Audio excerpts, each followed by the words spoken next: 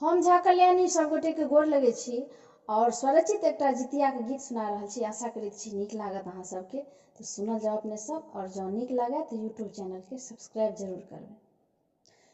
मिथिला में बड़े बड़े गुण मागे बहिना, मिथिला में बड़े बड़े गुण माँ, जितिया पाबनि बड़ सोहन माँ गे बहिना, मिथिला में बड़े बड़े गुण माँ, जितिया पाबनि बड़ सोहन माँ गे बहिना, मिथिला में बड़े बड़े गुण माँ।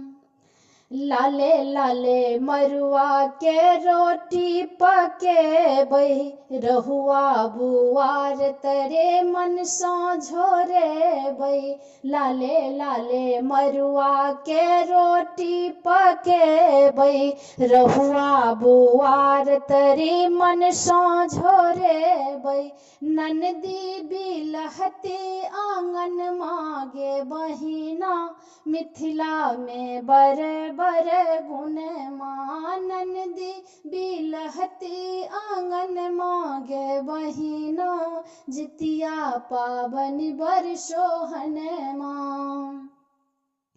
अपनहु उठब संगे नेना उठाएब, चूड़ा दही चीनी लक ओठगन कराएब। अपनहु उठब संगे नेना उठाएब, चूड़ा दही चीनी लक ओठगन कराएब। सब कियो खाएब खिलीपन माँ गे बहिना, मिथिला में बड़े बड़े गुण माँ। सब कियो खाएब खिलीपन माँ गे बहिना, जितिया पाबनि बड़ सोहन माँ। संतति ले निर्जल उपास हम करबै, झुमनी के पात पर तेल खर चढ़ेबै।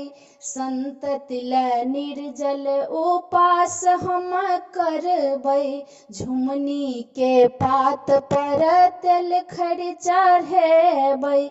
पूजब जितवाहन चरण मागे बहिना, मिथिला में बड़े बड़े गुण माँ। पूजब जितवाहन चरण मागे बहिना, मिथिला में बड़े बड़े गुण माँ। सुनब कथा सखी मन चित मारी, जितवाहन छथि मंगलकारी। सुनब कथा सखी मन चित मारी, जितवाहन छथि मंगलकारी।